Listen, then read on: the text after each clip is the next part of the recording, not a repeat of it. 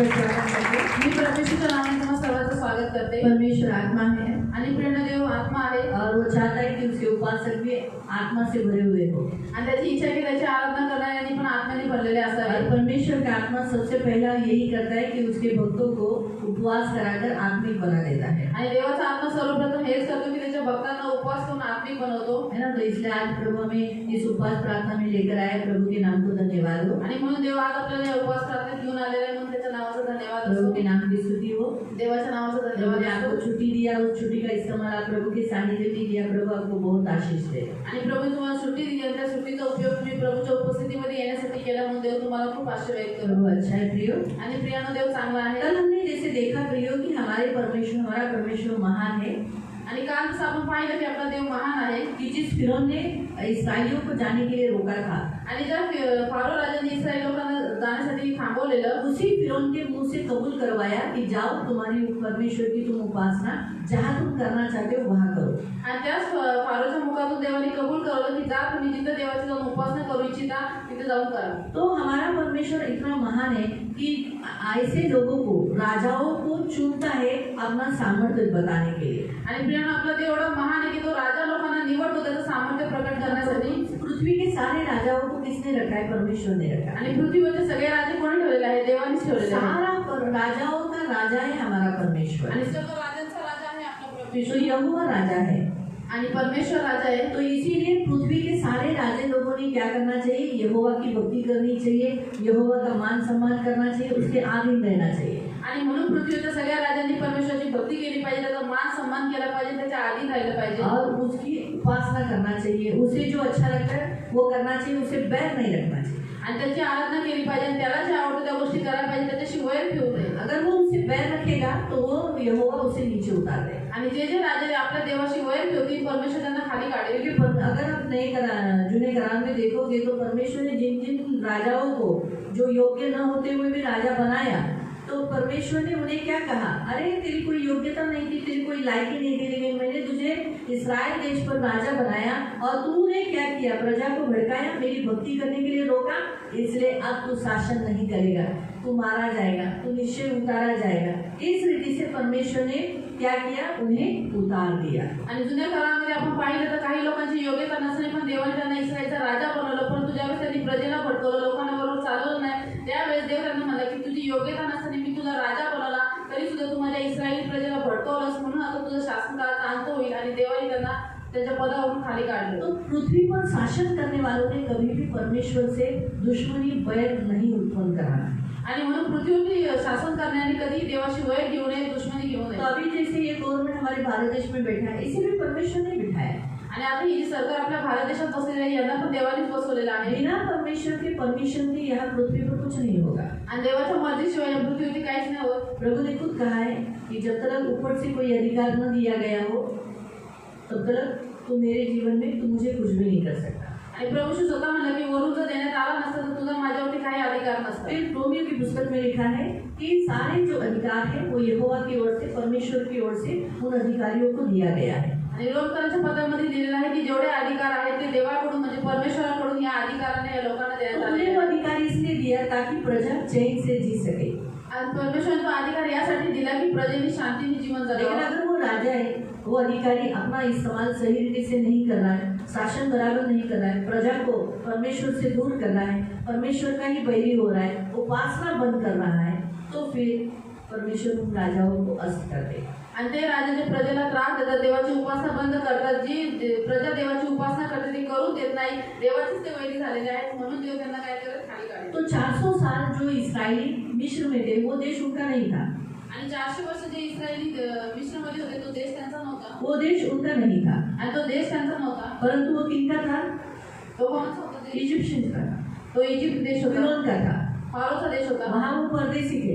आणि तिथं ते उपरी म्हणून राहायचे है ना. तो इसीलिए उन्हें वहाँ से निकलना जरूरी था. आणि म्हणून त्याने जो निघणं गरजेचं होतं. इसीलिए उसी के सामने उसी के मुंह से परमेश्वर ने कबूल करवाया, तुम लोग निकलो और तुम्हारे परमेश्वर की उपासना करो. आणि मग फारोच्या समोर देवाने त्याच्या तोंडातून स्वीकार करायला लावलं की तुम्ही लोक हा देश सोडून निघून जा, तुमच्या देवाची जाऊन उपासना करा. ये देश तो हमारा है, परंतु हा देश तर आपला आहे, भारत देश हमारा है, भारत देश आपला आहे. हम कहाँ छोड़ के जाएंगे? आणि हा देश सोडून आपण कुठे जाणार? हमें तो परमेश्वर की भक्ति करना ही पड़ेगा, आपल्याला तर देवाची भक्ती करावी घर लागेल घर इकट्ठा होना ही पड़ेगा। आणि घरोघरी एकत्रित व्हावंच ये लागेल। हमारे कलीसिया का जो नींव स्तंभ जो बनाया गया, कलीसिया जो बनाई गई, सबसे पहले कलीसिया जो परमेश्वर ने दृश्य रूप से, यानी जो आंखों से दिखने वाली जो कलीसिया है, जो पवित्र आत्मा आने के द्वारा हुआ, वो कैसी हुई? घर के द्वारा शुरुआत हुई।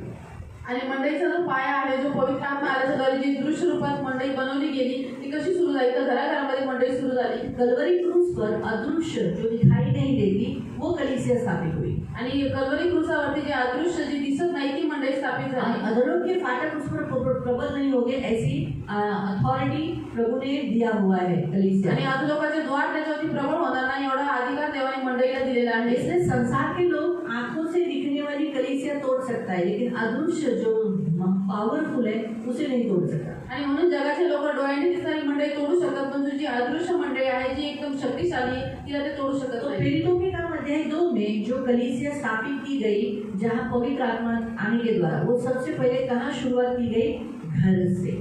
आणि प्रेषितांची कृत्यालय 2 मध्ये जी मंडई स्थापित केली पवित्र आत्मा आल्याच्या द्वारे, ती कुठून सुरुवात झाली? तर घरापासून। काय बाइबल में हमें क्या बताया गया है कि वो कहाँ जमा हुए थे?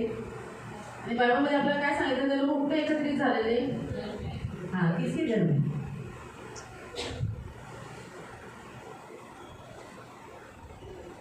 बताइए। हाँ हाँ, वही तो, किसके घर में? जब पवित्र आत्मा आया तो वो घर, हाँ हाँ, कोणाच्या घरामध्ये देवाचा आत्मा उतरला तो घर कोणाचं होतं? वो घर में जो इकट्ठे हुए थे वो घर किसका था?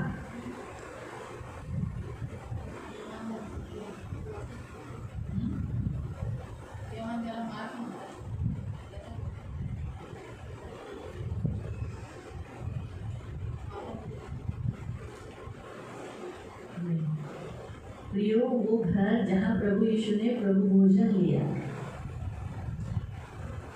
यीशु ने उन्हें बताया था कि तुम एक पुरुष को घड़ा लेके हुए तुम क्या करोगे? जाओगे। पतरस ने उनको कहा था, और जहाँ वो आदमी घड़ा लेके जाएगा, पानी का घड़ा लेके जाएगा, उसके पीछे पीछे जाना। और जब उस घर में तुम जाओगे, वो घर जिस घर में गया, तो उसके मालिक से कहना प्रभु की पाहुणशाला कहाँ है। आणि प्रभू येशूने शिष्यांना सांगितलेलं की एक पाण्याचा घडा घेऊन जाताना तुम्हाला माणूस दिसल आणि तो जाईन त्याच्या मागे मागे तुम्ही जा, तिथे जाऊन विचारा की प्रभूजीला जे वरांडा बनवायचा आहे तो खोली कुठे आहे। हाँ, तो उसने सजी सजाई अटारी यानी फर्स्ट फ्लोर, माड़ी, जिसे हम माड़ी कहते हैं, माला कहते हैं, वो दिया।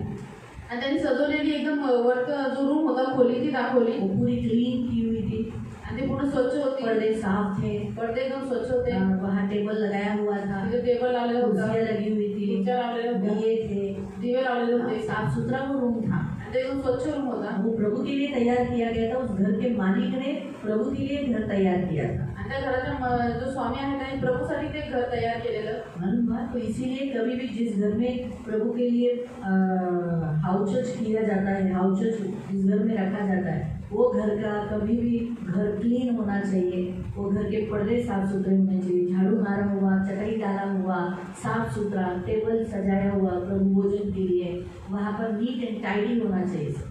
आणि ज्या ज्या ठिकाणी हाऊसच होतं, ज्या घरांमध्ये हाऊसच होतं, तिथे सगळी गोष्टी स्वच्छ पाहिजेत, पडदे धुतलेले पाहिजेत, झाडू मारायला पाहिजे आणि चटया वगैरे व्यवस्थित सगळं चांगलं ठेवलेलं पाहिजे। बाथरूम साफ सुथरा होना चाहिए आणि त्याचं बाथरूम पण स्वच्छ असलं पाहिजे। इसलिए कभी भी हम जिस घर में रहते हैं, हमारा घर प्रभु का घर है, क्योंकि हम प्रभु को बुलाते हैं, हमारा घर कभी भी साफ सुथरा रखना चाहिए। आणि आपण जिथे राहतो, जे आपलं घर आहे ते पण स्वच्छ ठेवायचंय का? कारण की आपल्या घरी आपण प्रभूला बोलवतो। हमारा घर भले छोटा हो बड़ा हो, घर है, वो प्रभु का घर है, आपका घर प्रभु का घर है, तो आपका घर कभी भी साफ रखने का।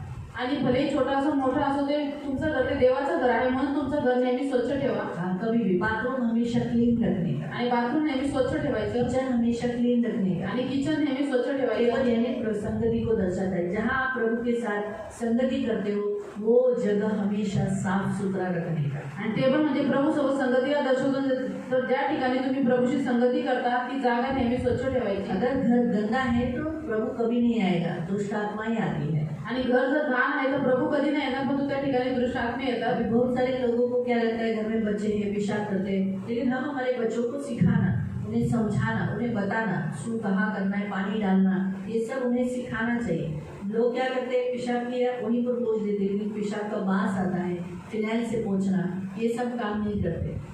आणि लहान मुलं तर घरामध्ये सू करतात, त्यांना शिकवायचं सू कुठं करायची, इथे इथं करायची नाही, बाथरूम मध्ये जायचे. काय काय लोक लहान मुलांनी सू केल्याच्या नंतर काय करतात, तसंच पुसून ठेवतात, परंतु ते फिनाइल टाकणं, त्याच्यानंतर ते पाण्याने पुसणं गरजेचं असतं. क्यों? क्योंकि जहाँ गंदगी दिखाई देगी वहाँ परमेश्वर का आत्मा नहीं मंडलेगा. का कारण जिथं घाण दिसत तिथं देवाचा आत्मा येणार नाही. याद रखो, हमारे घरों में परमेश्वर का आत्मा मंडलना चाहिए. आणि आपल्या घरामध्ये देवाचा आत्म्याने वास केला पाहिजे. तो अपने घर स्वच्छ रखना चाहिए. इसराइलियों के मध्य में परमेश्वर घूमता था, तो इसराइलियों के मध्य में परमेश्वर घूमते समय परमेश्वर ने कहा, मैं तुम्हारे मध्य में घूमता रहूंगा, तुम्हारे शत्रुओं से लड़ूंगा. क्या बोला? मैं तुम्हारे शत्रुओं से लड़ूंगा. इसीलिए तुम्हारे मध्य में साफ होना चाहिए, गंदगी नहीं होनी चाहिए. इसलिए यहाँ तक पेट का मल भी उसने, प्रभु ने क्या कहा, जब तुम पेट का मल निकालने जाते हो, यानी दिशा पहर चेंज करने के लिए, तब तुम्हें क्या करना है, अपने साथ खंती लेके जाना है, खड्डा खोदना है, जैसे बिल्ली करती है, मल करके ढाप देना है. क्यों? जब तुम्हारा यहोवा तुम्हारे मध्य से चलेगा तो गंदगी देखने के बाद वापस चला न जाए. इसलिए जब देखेगा साफ सुथरा है तो वो तुम्हारे शत्रुओं से लड़ेगा. आणि म्हणून देवाचं वचन जुन्या करारात म्हणतं की इस्रायलच्या छावणीमध्ये परमेश्वर वास करतो. देव म्हणतो की मी तुमच्यामध्ये येतो, फिरतो. का? कारण की तुमच्या शत्रूशी लढण्यासाठी, त्यांना हरवण्यासाठी. आणि इथपर्यंत की देवाने इस्रायल लोकांना आज्ञा दिली की तुम्ही जर मळ काढण्यासाठी जाल तर खंती घेऊन जा, आणि जे काही तुम्ही केलं ते पुन्हा झाकून टाका. का? कारण की ते बघून मी ती घाण अशुद्धता बघून मी पुन्हा जाऊ नये म्हणून. हाँ, तो इसीलिए अपने घर में भी साफ सुथरा रखना चाहिए, ताकि हमारा परमेश्वर का आत्मा घर में मंडलना चाहिए. तो हमारा घर डेली साफ होना चाहिए. कोई कोई औरतें सिर्फ झाड़ू मारती, पोछा नहीं मारती. कोई कोई लोग 2-2, 3-3 दिन झाड़ू नहीं मारते. बच्चे लोग को गंदे कपड़े रखते हैं. बच्चों को कौन कंट्रोल करेगा? बार बार इसमें जाते हैं, मीटिंग में जाते हैं. लेकिन आप उन्हें ट्रेनिंग करना है. उन्हें क्या करना है, उन्हीं जब अगर आपके बच्चे यहाँ वहाँ पेशाब करते, यहाँ वहाँ हाँकते, तो उन्हीं से उठवाना, तब वो बराबर से बाथरूम में जाएंगे.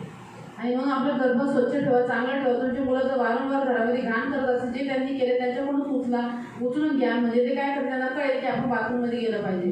तब उनको मालूम पड़ेगा, फिनाइल से उन्हीं के द्वारा पुछवाने का. आणि फिनाइल टाकून त्यांच्याकडून पुसून घ्यायचं. तब उन्हें मालूम पड़ेगा कि मैं जो कर रहा हूँ गलत है, मुझे ज़्यादा ओवर काम हो रहा है. आणि त्यावेळेस त्यांना कळलं की मी जे करतो ते चुकीचं आहे, कारण की हे काम मलाच करायला लागते. तो आपके बच्चे घर साफ सुथरा रखना चाहिए, ये आप खुद ट्रेनिंग देना चाहिए. आणि म्हणून तुमच्या मुलांनी घर स्वच्छ ठेवा, याची ट्रेनिंग तुम्ही स्वतः दिली पाहिजे. जरा बाहर से आने के बाद पहला पैर धो, ये पहला मुझे सिखाना है. बाहर ही एक बकेट रख देने का, पहले पैर धो बाद में अंदर आ, ये सिखाना चाहिए. आणि बाहेरून आल्यानंतर पहिले पाय धुवा आणि मग आतमध्ये हे शिकवलं पाहिजे. क्योंकि उसी पैर से वो लोग बेड पे जाते हैं, आणि तेच पाय घेऊन ते लोक बेडवरती जातात. हम उसी पे सोते हैं ना. फिर बुरे बुरे सपने क्यों नहीं आएंगे? क्योंकि बेड तो गंदा है, चादर तो गंदा है. तो अपना घर, मैं ये नहीं कहती कि बड़े घर है तो छोटा घर भी हो तो भी साफ सुथरा रखो. आणि मी हे ना म्हणते खूप मोठं घर आहे, पण तू छोटं जरी घर आहे ते स्वच्छ आणि चांगलं ठेवा. प्रभु आपके घर में दिलचस्पी लेता है, प्रभु आपके घर में आता है. इसलिए तो प्रभु जब इस पृथ्वी पे था तो घर घर क्यों घूमता था? आणि प्रभूला तुमच्या घरामध्ये आवड आहे. प्रभू यीशु ज्यावेळेस या पृथ्वीवरती होता त्यावेळेस तो घरोघरी का फिरायचा? क्यों? क्योंकि वो आपके घर में रहना चाहता है. का? कारण की त्याला तुमच्या घरामध्ये राहायचंय. क्या कहा? मनुष्य के पुत्र को रहने के लिए, सिर ढकने के लिए घर नहीं है, जगह नहीं है, तो इसलिए वो चाहता है आपके घर में रहे. आणि मनुष्याच्या पुत्राला डोकं झाकायला ठिकाण नाही, मग त्याची इच्छा आहे की त्याने तुमच्या घरामध्ये राहावं. उसका मतलब क्या है? वो क्यों हमारे घरों में रहना चाहता है? क्योंकि जब वो हमारे घर में रहेगा तो शैतान नहीं रहेगा. आणि त्याची त्याचा अर्थ काय आहे की तो का आपल्या घरात राहू इच्छितो? ज्यावेळेस तो आपल्या घरामध्ये राहील त्यावेळेस शैतान वो राहणार. घर में रहेगा तो अमीरी रहेगी, आणि तो घरामध्ये राहायचं श्रीमंती राहील, कमजोरी नहीं रहेगी, आणि कुठली निर्बंध नसेल, गरीबी नहीं रहेगी. गरिबी नसेल, वो रहेगी तो चंगाई रहेगी. आणि तोच असा तर आरोग्य वो राहील, रहेगा तो क्या रहेगा? आशीष रहेगा. आणि तोच असा तर आशीर्वाद वो राहील, रहेगा तो उद्धार रहेगा. आणि तो जर राहिला तर तारण राहील. आप देखो वो हर घर में गया, हर घर में कुछ ना कुछ अलग दिया है. आणि प्रत्येक घरी ज्या ज्या व्यक्ती गेला प्रत्येक ठिकाणी त्याने काय काय वेगळ्या गोष्टी दिलेल्या आहेत. तो इससे हम ये देखते हैं कि हमारे घर में यीशु रहना चाहिए. आणि ह्याच्याद्वारे आपण हे बघतो की आपल्या घरामध्ये प्रभू यीशु राहायला पाहिजे. हमारा घर हमेशा हम स्वच्छ रखना चाहिए. बाथरूम, ऐसे किचन, ऐसे सारे जो आइटम, क्यों? क्योंकि प्रभु की ब्लेसिंग उस पर आ गई, क्योंकि प्रभु ने सबसे पहले आशीष क्या दिया? तेरी टोकरी को, ऐसे ही बोला ना, तेरी टोकरी को यानी किचन को। आणि आपण बाथरूम आणि किचन का स्वच्छ ठेवलं पाहिजे? का? कारण की त्याच्यावरती देवाचा आशीर्वाद येतो. परमेश्वराने सगळ्यात पहिले आशीर्वाद कशाला दिलेला आहे? तर तुमच्या टोपलीला म्हणजे तुमच्या किचनला.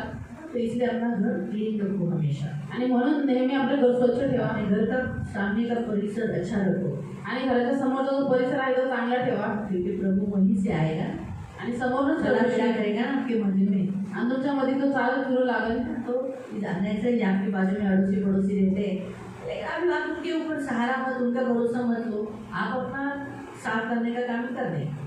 आणि तुमच्या आजूबाजूचे शेजारी राहतात त्यांच्यावरती त्यांच्या भरोसा तुम्ही बसू नका की ती येते साफ करते. तुम्ही स्वच्छता ठेवायचं काम करा. आप अपना घर साफ रखो, आप अपने सामने का पीछे का सारा परिसर हमेशा स्वच्छ रखो। आणि तुम्ही तुमचं घर स्वच्छ ठेवा. तुमचा मागचा पुढचा सगळा जो परिसर आहे तो स्वच्छ ठेवा. यीशु वहाँ पर अपने शिष्यों के साथ प्रभु भोजन लिए, आणि प्रभू यीशु त्याच्या शिष्यांसोबत तिथं प्रभू भोजन और घेतलं. यीशु जब क्रूस पर चढ़ाया गया तब उसके सारे शिष्य उसी माड़ी में छिपे हुए थे।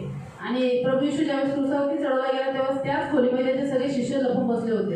और जब भी उसी माड़ी में जब भी वो लोग इकट्ठे हो रहे थे, इसलिए जब यीशु जिलाया गया, जब जिलाया गया तो वो जो मरियम ना, जो मरियम मगदलिनी, मैरी मगदलिनी, उसको सबसे पहले दिखाई देने के बाद वो सबसे पहले दौड़कर कहाँ गए? क्योंकि उसको मालूम था वो घर। आणि प्रभू यीशु ज्यावेळी जिवंत झाला तो मरियम मगदलीला त्याचं दर्शन झालं तर ती शिष्यांना सांगण्यासाठी धावत कुठे गेली? का? कारण की तिला ते घर माहिती होतं. औरतों को जब स्वर्गदूत दिखाई दे बोले मरे जिंदा को तुम मरे हुए में क्यों ढूंढते हो? जाओ उसके शिष्यों को बोलो वो जिंदा हो गया है। आणि स्त्रियांना ज्यावेळेस स्वर्गदूत म्हणले की तुम्ही जिवंत जो आहे त्याला मेलेल्यामध्ये का शोधता? जा त्याच्या शिष्यांना जाऊन सांगा की येशू जिवंत झाला आहे. तो वो लोग कहाँ गए? तर ते लोक कुठे गेले? वहां पर ही गए, दौड़ के और उनके शिष्यों को कहा। आणि ते धावत त्याच ठिकाणी त्याच खोलीमध्ये गेले त्याच्या शिष्यांना सांगितलं. तो इसलिए प्रियो वही जगह है जहाँ पर यीशु मसीह ने क्या किया था? प्रभु भोजन लिया था। उस घर में परमेश्वर का आत्मा आया। आणि तेच ठिकाणी प्रियाने जिथं प्रभू येशूने प्रभु भोजन घेतलं होतं आणि त्याच ठिकाणी देवाचा आत्मा उतरला. तो वहीं पर ये सब इकट्ठे होते थे, आणि तिथंच हे लोक सगळे एकत्रित व्हायचे. वहीं पर इकट्ठे होकर वो लोग प्रार्थना कर रहे थे। वो घर था आणि ते तिथेच एकत्रित होऊन ते लोक प्रार्थना करत होते आणि ते एक घर होतं. है ना। तो उसी घर में जब लोग परमेश्वर का आत्मा उतरा आणि त्याच घरी त्यावेळेस देवाचा आत्मा उतरला और वो तभी सब अन्य भाषा बोलने लगे। आणि त्याच वेळेस सगळेजण अन्य भाषा बोलू लागले. और फिर हम देखते हैं कि वहाँ के जो आवाज था, अगर आकाश का जो आवाज था और उन लोग का बोलने का आवाज, इसलिए सब उस घर के बाहर आ गए। आणि त्या ठिकाणी जो आवाज होता आणि आकाशाचा जो आवाज होता त्या लोकांच्या बोलण्याचा जो आवाज होता हे सगळं ऐकून लोक बाहेर आले. तो इसीलिए प्रियो घर घर की कलीसिया ये पवित्र आत्मा के द्वारा की गई, तो ये बंद नहीं होना चाहिए। आणि म्हणून घर मंडळी ही पवित्र आत्म्याच्या द्वारे स्थापित केली गेलेली आहे, तर म्हणून ही बंद नाही झाली पाहिजे. तो ये प्रभु का इच्छा है। इसीलिए हम यहाँ देखते हैं कि प्रियो की कल जैसे हमने देखा कि फिरौन ने तो अपने देश से जाने के लिए कहा। अभी हाँ, भी भारत देश तो हमारा देश है, हम कहाँ जाएंगे भारत देश को छोड़ के? जा सकते हैं क्या? आप अपना घर छोड़ के जा सकते हैं क्या? आपका खुद का घर छोड़ के आप जा सकते हैं क्या? आणि काल आपण बघितलं की फारो इस्रायल लोकांना म्हणलं की तुम्ही हा देश सोडून जाता. तो मिस्र देश ते लोक सोडून गेले, परंतु आपण कुठे जाऊ? हा तर आपला देश आहे, आपला देश आपलं घर सोडून आपण कुठे जाऊ शकतो का? इस देश में जन्म लिए, हम भारतीय हैं आणि आपण या देशामध्ये जन्म घेतला, पण भारतीय आहोत. इसीलिए आज परमेश्वर ने हमें एक ऐसा वचन दिया है, एक ऐसा राजा जो उसी देश का राजा था और उस देश के लोगों को मारता था क्योंकि वो यहोवा की भक्ति करते थे। उसकी पत्नी ने इस्राएली लोगों को मारा, पीटा, परमेश्वर के नबियों को मारा, परमेश्वर के इस्राएलियों को, बहुत लोगों को मारा। लेकिन फिर भी उसी देश में परमेश्वर के नबियों की भी रक्षा की, इस्राएलियों की भी रक्षा की, और साथ साथ उसी इस्राएली राजा के सामने और उसकी पत्नी के सामने परमेश्वर ने यहोवा की भक्ति शुरू की। आणि आज आपण अशा एका राजाबद्दल बघतो की त्या राजाने खूप वाईट काम केले. इस्रायल लोकांना मारलं, त्याच्या पत्नीने परमेश्वराच्या संदेशांना मारलं, मोठी पूजा केली. परंतु आपण बघतो की त्याच ठिकाणी देवाने काय केलं की त्याच्या संदेशांचं रक्षण केलं आणि त्याच्याच डोळ्याच्या समोर परमेश्वराची भक्ती करायला इस्रायल लोकांना त्याने लावलं. आज हम भी इसी देश में, इसी गवर्नमेंट के सामने हमारे घर घर की प्रार्थना रहेगी, हमारे उपासना चालू रहेगी। यही गवर्नमेंट हमें बोलेगी आराधना करो, इकट्ठे हो सकते हो, प्रार्थना कर सकते हो, मसीहों को होने वाला सताओ, बंद होगा इसी गवर्नमेंट के काम में। आणि या सरकारच्या काळामध्ये या सरकारच्या समोर जे ख्रिस्ती लोकांचं जे घरामध्ये मंडळी भरते, जे हौचल भरतात, ते चालू राहतील आणि ख्रिस्ती लोक परमेश्वराची उपासना आराधना करतील आणि हेच यांच्या तोंडाने बोलतील की ख्रिस्ती लोकांना त्रास देऊ नका, त्यांना देवाची आराधना करू द्या। तो हम देखेंगे, हम निकालेंगे पहला राजा। आपण काढू पहिले राजे। मुझे तो लगता है आप लोगों को मालूम भी पड़ गया होगा कौन सा राजा था, है ना? आता तुम्हाला कळालं असेल की कोणता राजा होता, कौन सा राजा था? कोणता राजा होता? भाई लोग बताओ आणि भाऊ लोकांनी सांगा। आहा, श्री बताओ उसकी पत्नी कौन है? बहन लोग बताओ। बराबर है। चलो अब हम निकालेंगे फर्स्ट किंग चैप्टर 19 पहला राजा 19 अध्याय। आपण काढू पहिले राजे अध्याय 19 और उसका हम पढ़ेंगे 14 से, आणि त्याचं वचन वाचू आपण 14 पासून 14 से 18 तक। 14 ते 18 पर्यंत। फर्स्ट किंग चैप्टर 19 वर्स 14 to 18। पहिले राजे अध्याय 19 त्याचं 14 ते 18 पर्यंत। तो म्हणाला, सेनाधीश परमेश्वर याच्याविषयी मी फार ईर्ष्यायुक्त झालो आहे, कारण इस्रायल लोकांनी तुझा करार पाळण्याचे सोडले, तुझ्या वेद्या मोडून टाकल्या, तुझे संदेशे तलवारीने वधले, मीच काय तो एकटा उरलो आहे आणि आता ते माझाही जीव घेऊ पाहत आहे। परमेश्वर त्याला म्हणाला, तू परत दिमिश्काच्या रानाकडे जा, तेथे जाऊन पोहोचलास म्हणजे हजाएलला अभिषेक करून आरामावर राजा नेम, निमशीचा पुत्र येहू याला अभिषेक करून इस्रायलावर राजा नेम, तसेच आबेल मोहला येथील शापाटाचा पुत्र अलिशा याला अभिषेक करून तुझ्या जागी संदेशा नेम। हजाएलच्या तलवारीपासून जो सुटेल त्याला येहू मारील आणि येहूच्या तलवारीपासून जो सुटेल त्याला अलिशा मारील। तरी पण इस्रायलातील ज्या 7,000 बाल मूर्तीपुढे गुडघे टेकले नाही व ज्या प्रत्येकाने मुखाने त्याचे चुंबन घेतले नाही त्यांना मी वाचवी। हम क्या देखते हैं? हम यहाँ देखते हैं आहाब का कालखंड। आहाब एक इस्राएल देश का राजा है आणि आपण इथं आहाबाची कारकीर्द बघतो। आहाब एक इस्रायल देशाचा राजा आहे। वो अपना उसने क्या किया? मूर्ति पूजा की आणि त्याने मूर्ती पूजा केली और मूर्ति पूजा करते करते हम देखते हैं कि उसने इजबेल से शादी की आणि मूर्ती पूजा करता करता आपण बघतो की त्याने इजबेलीशी लग्न केलं। इसीलिए परमेश्वर ने एक भविष्यवक्ता चुना, वो है एलिया। आणि म्हणून देवाने एका संदेशाची निवड केली आणि तो आहे एलिया। उसका कारण ये था क्योंकि इजबेल ने और आहाब ने परमेश्वर यहोवा की भक्ति बंद कर दी। आणि त्याचं कारण हे होतं की इजबेलीने आणि आहाबाने देवाची भक्ती करणं बंद केलेलं। खुद करना आपने तो ठीक था आणि स्वतःपर्यंत करणं ठीक होतं, लेकिन उसने क्या किया? इस्राएलियों से परमेश्वर की यहोवा की भक्ति करना बंद करवाया। परंतु त्यांनी काय केलं? इस्रायली लोकांपासून परमेश्वराची भक्ती करणं बंद करवलं। उसने मारपीट करना चालू किया, हत्या करना चालू किया आणि त्याच्याशी मारामारी करून त्यांना मारणं, त्यांची हत्या करणं चालू केलं। बहुत सारे ऐसे लुच्चे गुंडे सेना उनकी जो थी उनके द्वारा उसने क्या किया? उसने बहुत सारे जो यहोवा को मानने वाले लोगों को मार दिया। आणि इजबेलीने त्यावेळेस तिच्या कारकिर्दीमध्ये तिने खूप सारे लुच्चे आणि गुंडे लोक पाळून ठेवलेले आणि त्यांनी काय केलं? जे परमेश्वराचे लोक होते, त्याचे संदेश होते, त्यांना मारून टाकलं। तो जो उसने बाल देवता के सामने झुकने का और उसको उस मूर्ति को दंडवत भी करने का नहीं, सिर्फ उसको चूमने का भी ऐसा खास बताया गया था। आणि विशेष सांगितलेलं आहे की त्या बाल मूर्तीच्या पुढे झुकायचं आणि फक्त त्याला दंडवत नाही करायचं, परंतु त्याचं चुंबन पण घ्यायचं, असं विशेष सांगितलेलं आहे। तो इसीलिए जो नहीं झुकते थे, म्हणून जे झुकत नव्हते उन्हें मार दिया जाता, त्यांना मारून टाकलं जायचं। हमें इस्राएली लोगों को मालूम था मूर्ति पूजा करना पाप है। आता इस्रायल लोकांना माहिती होतं की मूर्ती पूजा करणं पाप आहे। प्रियो, हमेशा इस पाप से बचे रहो। आणि प्रियानं नेहमी या पापापासून वाचून राहा। जब तक आपको मालूम नहीं था, आप एक अन्य जाति थे, आपको यीशु मालूम नहीं था, आपको सत्य मालूम नहीं था, तब तक आपसे मूर्ति पूजा हो गई, ठीक है, आपको मालूम नहीं था। लेकिन अब आपको वचन मालूम है, अब आपको सत्य मालूम है, फिर आप कभी भी मूर्ति पूजा नहीं करना, ना अपने बच्चों से मूर्ति पूजा कराना, ना अपने बच्चों को संसार में बेचना, ना उनका लड़की लेना, ना उनका अपना लड़का उनको देना। ऐसा कोई भी चाली रीति संसार के साथ कभी नहीं करना। अपना लड़की शादी नहीं होती, 30 साल होती, बूढ़ी होने दो, शादी नहीं हुआ तो चलेगा, ऐसे ही प्रभु में मरने दो, ऐसी स्वर्ग तो जाएगी। लेकिन किसी शादी नहीं होती बोलकर उसे किसी भी गले में डालकर नरक में मत डाल। आणि तुम्ही ज्यावेळेस सांगत जाती होते परमेश्वराची तुम्हाला ओळख नव्हती, येशू तुम्हाला माहिती नव्हता, त्यावेळेस तुम्ही मूर्ती पूजा करत होते, तर ती गोष्ट वेगळी होती। परंतु आता आपल्याला प्रभू येशूविषयी माहिती आहे, आपल्याला सत्य माहिती आहे, म्हणून आपण जाणून बुजून मूर्ती पूजा नाही करायची ना। आपण जे जगाचे लोक आहेत, जे मूर्ती पूजक आहेत, त्यांच्या मुलाशी विवाह करायचे आणि त्यांच्या मुली आपल्या मुलासाठी घेऊन यायचे का? कारण जर तुमच्या मुलीचा विवाह नाही झाला तर ती प्रभूमध्ये तशीच तिला जाऊ दे प्रभूकडे, परंतु तिचा विवाह एका अन्य जातीशी करून तिचा आत्मा नरकामध्ये नका ढकलू। बाइबल के अनुसार ऐसा क्यों नहीं करे? आणि बायबलनुसार असं आपण का करू नये? पहली बात, परमेश्वर एकमात्र परमेश्वर है, वो कभी भी नहीं चाहेगा कि उसकी महिमा किसी और को देगा। आणि पहिली गोष्ट, आपला देव एकमात्र जिवंत परमेश्वर आहे, तर त्याची इच्छा नाही की त्याचे गौरव दुसऱ्या कशाच मिळावे। और वो मूर्ति नहीं है, आणि तो मूर्ती नाहीये। इसलिए दूसरा पॉइंट, हमारा परमेश्वर कैसा है? जल उठने वाला परमेश्वर। आणि आपला देव जळण ठेवणारा परमेश्वर आहे।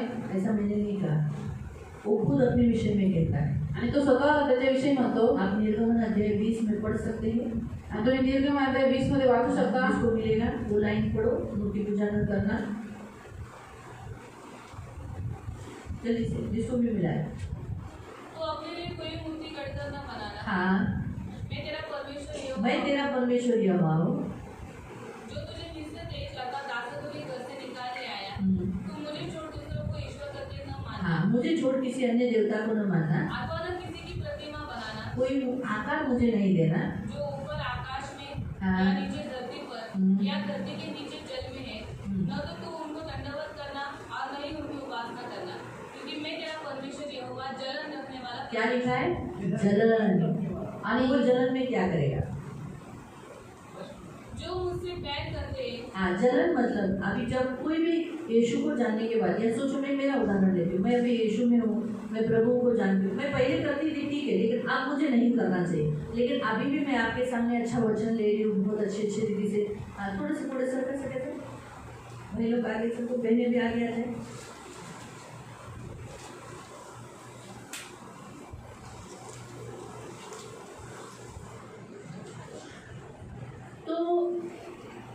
अब मुझे वचन मालूम होकर भी अगर मैं मूर्ति पूजा करती हूँ, यहाँ तो मैं प्रभु धन्यवाद, अच्छा वचन आपको बताती हूँ, मूर्ति पूजा मैं तो रहती हूँ, ऐसा करके आपको बताती हूँ, लेकिन बाहर मैं चुपके से, मेरे फैमिली में चुपके से मैं करती हूँ, तो क्या होगा? मैं परमेश्वर से दुश्मनी मोल ले रही हूँ। आणि इथं मी तुम्हाला चांगलं वचन सांगते, मूर्ती पूजा करू नका असं तुम्हाला चेतावणी देते, पण तुम्ही सुद्धा माझ्या कुटुंबामध्ये जाऊन जर मूर्ती पूजा करते, संकल्प करते, तर मी देवाची वैर उत्पन्न करते। तो इससे क्या प्रॉब्लम होगा मालूम? याच्याद्वारे काय माहिती आहे? हाँ, परमेश्वर जल उठेगा आणि देव ईर्ष्यवान पेटून और उठेल, वो मुझे दुश्मन समझेगा आणि तो मला शत्रू समजेल, और मैं शत्रु हो जाऊंगी उसकी। आणि मी त्याची शत्रू और म्हणाल। वहाँ ऐसा लिखा है, देखो, जो मुझसे बैर करते हैं उनके बेटों पोतों हाँ, मेरे बच्चों को, उसके बच्चों को और उसके बच्चों को वो क्या करेगा? श्राप देगा। आणि माझ्या मुलांना, त्यांच्या मुलांना, त्यांच्या मुलांना असं तिसऱ्या चौथ्या पिढीपर्यंत देव दंड देईल। तो श्राप क्या है? मृत्यु। तर श्राप काय आहे? मृत्यू। क्या है? तो मृत्यु हमेशा टंगती रहेगी, आणि मृत्यूची तलवार टांगती राहील। कभी भी मैं किधर भी हूँ, मेरे ऊपर मृत्यु कहीं पर भी आ सकता है, बीमारी से आ सकता है, एक्सीडेंट हो जाएगा, ट्रेन के नीचे आ गई, कुछ भी हो जाएगा, कुछ भी। अभी इसी हफ्ते में एक औरत मुझे बोल रही थी कि 2 बार वो ट्रेन से गिरते हुए बच गए। बोला, अच्छा ना, प्रभु तुझे बचाए, मूर्ति पूजा मत कर, बच्चे गिरे, है ना। तो क्योंकि हमेशा तलवार रहेगी।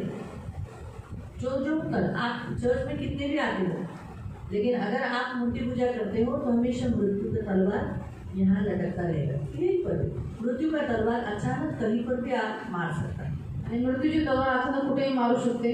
तो इसलिए मृत्यु पूजा से बचे रहो। आणि म्हणून मूर्ती पूजेपासून वाचून राहा। अपना बेटा है, बेटी है, वो लोग कर रहे हैं, उधर जाके शामिल मत हो जाओ। आणि तुमचा मुलगा मुलगी करतात तिथे जाऊन त्याच्यामध्ये सामील होऊ नका। अपने अड़ोसी पड़ोसी कर रहे हैं, उसमें जाके शामिल मत हो जाओ। आणि आपले शेजारी पाजारी करतात त्याच्यामध्ये जाऊन सहभागी होऊ नका। गलत, ये जो गलत का साथ आप कभी मत दो। आणि चुकीच्या गोष्टींचा साथ तुम्ही कधीच देऊ अगर नका। आपको शादी विवाह में नहीं बुलाया तो भी न बुलाने दो, चलेगा, आणि त्यांनी तुम्हाला विवाहामध्ये नाही बोलवलं तरी चालत, नका बोलू। कोई बात नहीं। वो आप नहीं जाने से उनकी शादी बंद होने वाली है क्या? आणि तुम्ही जर नाही केलं त्यांचा विवाह बंद होणार आहे का? होने वाली है ना। होणारच आहे। आप जाओगे तो भी होगी, नहीं जाओगे तो भी उनकी शादी हो जाएगी। आणि तुम्ही गेले तरी त्यांचा विवाह होईल, तुम्ही नाही गेले तरी त्यांचा विवाह होईल। हमने प्रभु को क्यों गुस्सा करा? परंतु प्रभूला राग का द्यायचा? ये बात शद्रक मेशक ओबेदनेगो जानता था, आणि ही गोष्ट शद्रक मेशक आणि ओबेदनेगोला माहिती होती। इसीलिए वो अग्नि में जाना, आग की भट्टी में जाना उन्हें सही लगा, लेकिन वो लोग ने मूर्ति के सामने दंडवत नहीं किया। आणि म्हणून अग्नीच्या भट्टीमध्ये जाणं त्यांना सहज वाटलं, परंतु त्यांनी लोकांनी मूर्तीला दंडवत नाही केलं। उन्हें आग को अपने गले से लगाना और आग में अपने आप को झोंकना उन्हें अच्छा लगा, लेकिन मूर्ति को अपने गले लगाकर उनको चूमना अच्छा नहीं लगा। आणि त्यांनी स्वतःला अग्नीमध्ये टाकून अग्नीमध्ये झोपून देणं त्यांनी योग्य समजलं, पण तो मूर्तीला गळ्याला लावून तिला चुंबन देणं योग्य नाही समजलं। डैनियल जैसा व्यक्ति जो उसके समय पर कहा गया था अगर किसी अन्य देवी देवता का नाम लेकर कोई प्रार्थना किया किसी अन्य को, जो राजा के सिवाय किसी और को, तो उसे क्या किया जाएगा? सिंहों के मान में। वो उसने क्या किया? परमेश्वर को छोड़ किसी से भी आराधना नहीं किया, उस राजा की तो बिल्कुल भी नहीं की। तो सिंहों के मान में गया, उसे सिंहों के मान में जाना अच्छा लगा, डरा नहीं। मारते मानने दो। आपको मालूम है, मैं आपको बताती हूँ कि जब हेरोदेस के काल, जब नई नई कलीसिया आई थी, हेरोदेस के काल में कितने मसीहों को सिंहों के मान में डाल दिया, सिंहों के सामने डाल दिया गया। आणि दानियलच्या काळामध्ये राजाची मूर्ती स्थापित केली आणि सांगितलं होतं की राजाशिवाय अन्य कोणाची उपासना नाही करायची, तरी सुद्धा दानियलने परमेश्वराचीच उपासना केली आणि त्याबद्दल तो सिंहाच्या गुहेत पण गेला, परंतु देवाने त्याचं रक्षण केलं। आणि नवीन ज्यावेळेस मंडळी स्थापन झालेली प्रेषिताच्या कृत्यामध्ये, त्यावेळेस हेरोद राजाने कितीतरी लोकांना सिंहाच्या गुहेत टाकलं होतं। बहुत सारे लोग मसीहों को ऐसे स्टेडियम में सिंहों के सामने डाल दिया गया आणि खूप सारे ख्रिस्ती लोकांना असं भरलेल्या स्टेडियम मध्ये त्यांना सिंहाच्या समोर टाकलं। वो मशालों को कैसे जलाते वैसे मसीहों को मशालों पर, लकड़ी पर लगाकर जलाया था। आणि जशी मशाल लावतात रात्रीचा उजेड देण्यासाठी, तसंच ख्रिस्ती लोकांना लाकडावरती त्यांनी पेटून दिलं होतं। तो इतना दुख मसीहों ने उठाया, लेकिन उन्होंने पूजा नहीं की, मूर्ति पूजा नहीं की। आणि एवढं दुःख, एवढा त्रास ख्रिस्ती लोकांनी उचलला, परंतु ते मूर्तीच्या पुढे नाही झुकले, मूर्ती पूजा नाही केली। मसीहों को होने वाले सताव से कलीसिया बढ़ती है। आणि म्हणून ख्रिस्ती लोकांना होणाऱ्या छळापासून मंडळी वाढते। इन्हें क्या लगता है, हम मसीहों को रोकेंगे टोकेंगे तो क्या हो जाएगा? प्रार्थना बंद हो जाएगी, आराधना बंद हो जाएगी, यीशु के पीछे चलना बंद हो जाएगा। नहीं, ऐसा कभी नहीं होगा। जितने वो सताएंगे उतने मसीह बढ़ेंगे। आणि यांना वाटतं की आम्ही येशूच्या मागे चालणाऱ्या लोकांना जर थांबवलं, त्यांचा विरोध केला, त्यांना अडवलं, तर प्रार्थना बंद होऊन जाईल, येशूची आराधना होणं बंद होऊन जाईल। परंतु त्यांना नाही माहिती की जेवढे ते थांबवतील तेवढे अजून देवाची आराधना चालू होईल, अजून वाढेल। में हमने कल क्या देखा? जितना कलीसिया को सताव हुआ, कलीसिया क्या हो गई? बढ़ गई।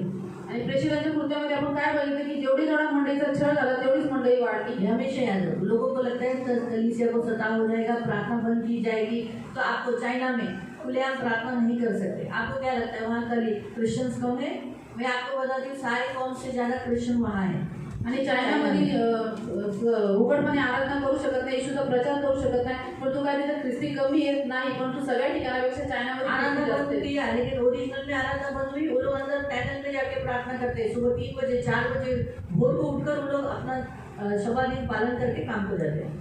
आणि त्यांनी आराधना बंद केली, परंतु ते लोक भुयारामध्ये देवाची आराधना करतात, ते लोक सकाळी 4ला 3ला उठून देवाची उपासना करतात आणि मग आपल्या कामाला जातात। आपको समझ में आया? जब सताव होता है तो प्रभु के लिए और भी प्यार आ जाता है, आणि ज्यावेळेस मंडळीला सताव केला जातो, छळ जातो, त्यावेळेस प्रभूसाठी अजून प्रेम उत्पन्न और होतं, प्यार आ जाता है, अजून और प्रेम लोग उत्पन्न बढ़ होतं, जाते हैं, अजून लोक वाटतात। प्रभु का नाम फैलता है। क्या इतना मारा बेटा, कौन है ये इतना, कौन है यीशु, कौन है यीशु? अरे वो यीशु ना पापी लोग को माफ करता है। अरे वो ये, क्योंकि यीशु के बारे में बुरा बोलने के कुछ है ही नहीं। जब कैफा के सामने लाया, कैफा क्या बोला? सब मुंह बंद करो, उसके विरोध में कुछ है क्या बातें? क्योंकि सबने क्या बोला? इसने दुष्ट आत्मा को निकाला, इसने बीमारों को चंगा दिया, इसने मंदिर को ढालने को बोला मैं बांध दूंगा। मतलब वो लोग ने जो भी इल्जाम लगाए उसमें यीशु की तारीफ ही की। आज लोग जो बोलते हैं, ये लोग धर्म परिवर्तन करते, धर्म परिवर्तन करते। धर्म परिवर्तन बोलने के बाद जब लोगों को पूछते तेरा नाम क्या है, क्यों आया चर्च में, बोला मैं ऐसा बीमार था, ऐसा। अरे यीशु ने क्या किया? बीमारी से चंगाई किया। मैं भटका हुआ था, मुझे प्रभु ने चंगा किया, मेरे पाप को क्षमा किया। पापी को कौन क्षमा करता है? आज के ज़माने में आप भी रहते हो, मैं भी रहती हूँ, हम पापियों से नफरत करते हैं। आजच्या जमान्यामध्ये तुम्ही पण आणि मी पण, आपण काय करतो? पापी लोकांशी वैर करतो, नफरत करतो, बेवड़ों का हम मजाक उड़ाते हैं, आणि जे लोक दारुडे आहेत त्यांच्या मस्करी उडवतो, अपने बाजू में खड़े नहीं करते। आणि त्यांना आपल्या बाजूला उभे पण नाही करत। आज उन बेवड़ों को प्रभु ने भला चंगा कर उनके पाप को क्षमा कर उनको खड़ा किया। आणि आज जे लोक बेवडे होते त्यांना प्रभूने क्षमा करून, त्याचे पाप क्षमा करून, त्यांना चांगलं सारी करून, व्यक्तियों को, औरतों का जो लत था उसमें से छुड़ाकर प्रभु ने उनको एक अच्छा व्यक्ति, सही जीवन जीने वाला बनाया। आणि जे लोक व्यभिचार करायचे, यांना स्त्रियांची सवय लागली होती, त्याच्यापासून त्यांना सोडून त्यांना चांगलं जीवन जगायला शिकवलं। है ना? मरने वाला व्यक्ति, बीमार लूला हुआ व्यक्ति उठ खड़ा हुआ। अभी ऐसे सारे लोग हैं, तो प्रभु क्या बुरा किया? आणि मरणाऱ्या व्यक्तीला प्रभूने जीवन दिलं, लोक काय वाईट केलं? अरे तो येशू ना मेलेल्यांना जिवंत करतो, असे ख्रिश्चन्स म्हणतात। आणि झाले पण आहेत बाबा ख्रिश्चन, मेलेले लोक जिवंत। तो कोळी होता त्याची, तो असाच बोलला, मी खूप एवढा होतो, माझी दारू येशूकडे जाऊन सुटली। अच्छा, आपको समझ में आया? सताव में मसीह का नाम क्या हो जाता है? फैल जाता है। आणि स्वतःमध्ये प्रभू येशूचं नाव अजून पसरतं और नाम गूंजा जाता है। आणि त्याचं नाव अजून पसरवलं जातं। तो ये इसलिए हमेशा प्रयोग सताव भी एक ऐसा जरिया है जिसके द्वारा क्या होता है, प्रभु अपना नाम इत्र की नहीं फैला देता है। आणि म्हणून सताव पण एक असा मार्ग आहे की ज्याच्याद्वारे देव आपलं नाव एक सुगंधासारखं पसरवतो। और मैं आपको बताती हूँ इसी सताव में परमेश्वर ये भी दिखाता है अपनी शक्ति और अपना सामर्थ्य। आणि या छळामध्ये देव आपली शक्ती आणि आपलं सामर्थ्य तो दाखवतो। परमेश्वर दिखाता है। अभी जैसे सोचो पूजा को भाग्यश्री को जो सताव हो रहा है, तो वो वहाँ बता रहा है कि उसका यीशु कितना बड़ा है जो उसे सता रहे उनसे। आणि जो पूजाला आणि भाग्यशीला जो त्रास होतो त्याच्याद्वारे देव सांगतो मी जे छळतात त्यांच्यापेक्षा प्रभू येशू किती मोठा आहे। हाँ वो कि वो लोग जो कुछ कर रहे हैं, जादू टोना कर रहे हैं, क्या क्या कर रहे हैं उनके लिए, लेकिन वो लोग को कुछ नहीं है। आणि ते लोक त्यांच्यासाठी जागरूक करतात, काय काय करतात, पण ह्यांना काहीच होत नाही। हाँ वो लोग हैं उनकी तरफ से, आणि त्या लोकांच्या तर्फे खूप लोक आहेत दिखाई भी देते हैं, आणि ते दिसतात पण। और इनकी तरफ से सिर्फ एक ही आणि यांच्यातर्फे फक्त एकच आहे जो दिखता नहीं, जो दिसत नाही, लेकिन उसके काम दिखते हैं। परंतु याचे कार्य दिसतात। आपको समझ में आ रहा है? तो इसीलिए प्रियो, जब अभी इसको इनको कैसे समझेगा कि यीशु काम करता है, यीशु मेरे साथ है, आपको कैसे मालूम पड़ेगा आपके साथ यीशु है जब तक प्रभु का काम नहीं दिखाई देगा ना। आणि ते आपल्याला कसं कळेल की आपल्यासोबत प्रभू येशू आहे, जोपर्यंत त्याची कामं दिसणार नाही जब तोपर्यंत। लोग आपके अड़ोसी पड़ोसी आपकी निंदा करते, आपकी ठाटाट करते, आपका मजाक उड़ाते, आपकी कमजोरी, खास करके हमारे कमजोरी पॉइंट पर वीक पॉइंट को दबाना कोशिश करते हैं, लेकिन हाँ हमारा परमेश्वर उन्हें दिखाता है कि तुमने जिसकी निंदा की उसका परमेश्वर देख तुझे क्या बदला देता है। आणि आपल्या शेजारी पाजारी आपली निंदा करतात, आपल्याला बोलतात, आपल्या कमजोरीची पाय देतात, परंतु आपला देव दाखवतो की ज्यांची तुम्ही निंदा केली ते तुमच्यासोबत त्यांच्या देवाने काय केलं। जिसकी तुमने निंदा की उस तुम्हारा जो भगवान है वो कुछ नहीं करेगा, लेकिन जिसकी तुमने निंदा की उसका परमेश्वर देखो तुमसे क्या करता है। आणि ज्याची तुम्ही निंदा केली तुमच्या देवाचं त्या व्यक्तीला काय नाही करू शकत, परंतु ज्या देवाची तुम्ही त्या लोकांची निंदा केली त्यांचा देव बघा तुम्हाला काय शासन करतो। क्योंकि हमारा प्रभु जिंदा है, कारण की आपला प्रभू येशू जिवंत आहे, इसलिए वो बदला लेगा। आणि मग तो सूड घे। है ना, हमारा परमेश्वर जल उठने वाला परमेश्वर है। आणि आपला देव ईर्ष्यावान देव आहे। जब आपके बच्चों की कोई बारे में बात करते तो आपको कैसा लगता है?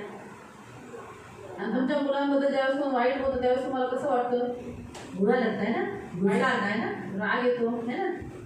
तो वैसे परमेश्वर को भी लगता है ना, जब आपके बारे में मेरे बारे में कुछ बुरा बोलता है तो परमेश्वर को भी गुस्सा आता है ना। तसं देवाला पण तुमच्या आणि माझ्याबद्दल कोणी जर लोक वाईट बोलतात त्यांचा राग येतो ना।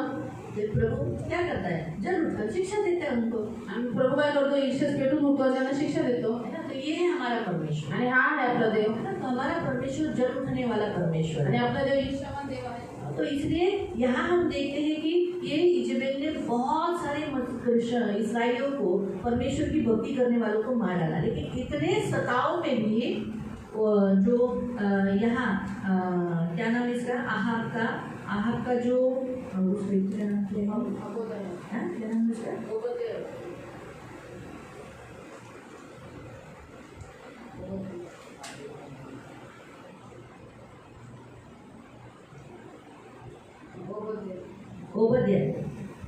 ओबद्या नाम का 18वें अध्याय में पढ़ सकते। वो आहाब का दीवान था, यानी वर्कर था। आणि 8व्या अध्यायामध्ये तुम्ही वाचू शकता की ओबद्या हा आहाबाच्या घराचा एक कारभारी होता। हाँ, और हम देखते हैं कि उसने क्या किया, 50 लोगों को गुफा में, परमेश्वर के भक्तों को, परमेश्वर को, यहोवा के नबियों को उसने क्या किया, छुपा के रखा। अन्न पानी सामग्री सब कुछ उन्हें प्रोवाइड कर रहा था। आणि हे 50 असं करून गुहेमध्ये देवाचे 100 संदेश लपून ठेवले, त्यांना अन्न आणि पाणी पुरवलं। तो ये कौन किया? यहोवा ने किया। आणि हे कोणी केलं? देवाने केलं। जो वचन हमने पढ़ा, आणि जे वचन आपण ऐकलं 19वें अध्याय का, 19व्या अध्यायामध्ये, मैंने क्या किया है, 7000 इसराइलियों को बचा रखा है। आणि मी 7000 इस्रायल लोक माझ्यासाठी राखून ठेवलेले आहेत। उन्होंने बाल के सामने झुके नहीं, चुंबन किया नहीं। आणि जे बाळ मूर्तीच्या पुढे ज्यांनी गुडघे टेकले नाही त्यांचं चुंबन घेतलं नाही। तो हम यहाँ देखते हैं कि परमेश्वर ने इन सताने वालों के बीच में ही क्या किया, उनको जो परमेश्वर को भय मानते थे, यहोवा का भय मानते, उनको बचा के रखा। आणि आपण बघतो की एवढ्या सतावांमध्ये पण देवाने ते लोक जे देवाचं भय बाळगायचे त्यांना वाचून ठेवलं, है ना। तो उसी के बीच में एलिया भविष्यवक्ता के द्वारा परमेश्वर ने उसी आहाब के सामने, जिस आहाब ने यहोवा की भक्ति बंद करवाई थी, उसी आहाब के सामने कर्मेल पर्वत पर क्या करवाया, परमेश्वर ही है जो आग से उत्तर देता है और वही सच्चा है, और जो बाल देवता है वो झूठे हैं, ये प्रकट इसराइलियों के मध्य में इस्राएल के द्वारा ही हुआ और फिर से इसराइली किसकी भक्ती करने लगे? यहोवा। आणि आहाबाच्या समोर परमेश्वराने हे दाखवलं, आग पाडून अग्नीने उत्तर देऊन की इस्रायलचा देवच खरा आहे आणि बाल जो आहे त्या मूर्त्या आहेत त्या खोट्या आहेत, म्हणून देवाने आहाबाच्या समोर इस्रायली लोकांना गुडघ्यावरती आणलं, ते पुन्हा येऊन परमेश्वराची भक्ती करू लागले। और उन नबियों को, जो बाल के नबियों को, तो उनको क्या किया गया? आणि जे बालचे आणि आशाचे संदेश होते त्यांना काय केलं? तो कितने थे? किती होते ते? 450 के लगभग ना। आणि 450च्या जवळ होते ते। क्या किया गया उनको? आणि त्यांना काय केलं? मार दिया गया आणि त्यांना मारून टाकलं, वध केलं त्यांचं। तो वैसे ही आज जो मसीहों को सता रहे हैं, जबरन तकलीफ दे रहे हैं, वो क्या किए जाएंगे? किसी औरों के द्वारा मार दिए जाएंगे। आणि म्हणून आज पण जे ख्रिस्ती लोकांना सतवतात, त्यांचे जबरदस्ती करतात, त्यांचा छळ करतात, ते दुसऱ्या लोकांच्या द्वारे मारले जातील। ये होगा आणि हे होईल। आप आने वाले दिनों में देखोगे। आणि तुम्ही येणाऱ्या काळामध्ये बघा। साथ में हम देखते हैं कि जब आहाब ने जाके इजबेल को बताया तो इजबेल बहुत गुस्सा हो गए और गुस्से में क्या बोली? एलिया का सिर अलग कर दूंगी। एलिया भागकर भी, जो अभी हमने पढ़ा, एलिया भागकर परमेश्वर के पहाड़ पर गया और परमेश्वर ने उसे क्या उत्तर दिया? वही हम अभी देखेंगे 15 वचन से 19 का 15। परमेश्वर त्याला म्हणाला, तू परत दिमिश्काच्या रानाकडे जा। क्या बोला? तू इधर नहीं रहने का, अभी वापस तू उधर ही जाने का। इधर भेजा जहाँ से वो भाग के आया। आणि तिथं पळून आला, तिथं परमेश्वर देवाला नहीं चाहता कि आप भाग कर कहीं और जाए, आणि देवाची इच्छा आहे की तुम्ही पळून जाऊन दुसऱ्या ठिकाणी जा। अमेरिका में जाए, अमेरिकेला जावे, लंदन जाए, लंडनला जावे, यूके जाए, आणि युकेला ब्रिटन में जावे, जाए, ब्रिटनला जावे, क्योंकि ये सारी क्रिश्चियन कंट्री कही जाती है। कारण की या सगळ्या ख्रिश्चन कंट्री आहे। आप क्रिश्चियन हो गए, चलो भारत देश छोड़ के जाओ।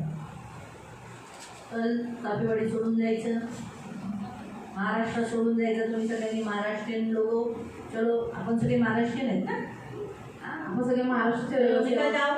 तुम्ही निघून जा। तो किधर जाने का फिर? प्रभु कहता है वापस, है ना, एरिया छोड़ के भागा। आणि ये हे सगळं ते ठिकाण सोडून पळायला भाग गया परमेश्वर, आप मेरे को बचा ले। सही देखो बाहर क्या, नहीं मेरे को नहीं जीना है, मेरा भी मेरे प्राण लेने के लिए पड़े, सबको मारना, सबको मार। उस वचन को वापस पढ़े 14 से।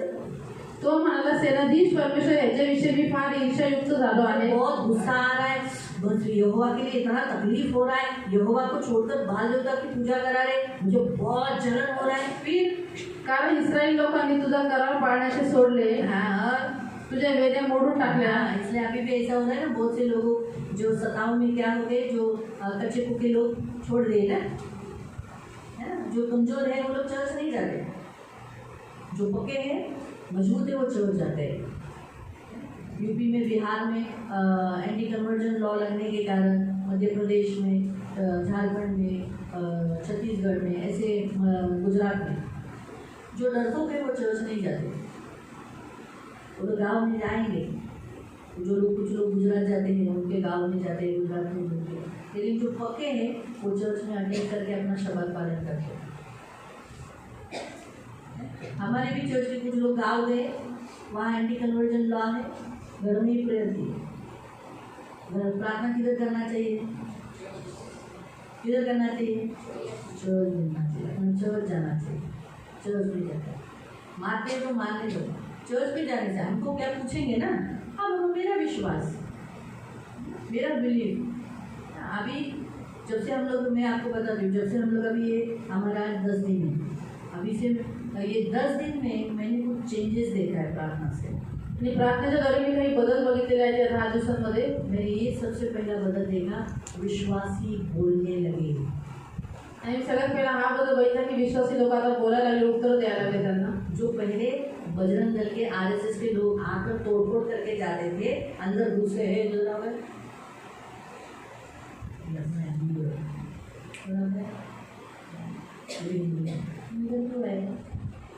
तो पास लेना, तुमको लाया, तो लोग ऐसे होते थे। लेकिन अभी ऐसा नहीं हो रहा है। आणि पहिले लोक यायचे, नाव विचारायचे तर लोक घाबरायचे, मग आता नाही असं होत। अभी क्या करते हैं मालूम? अंदर आते ही दरवाजे पे उनको लोग क्या है, आउट आउट। अंदर कैसे आए?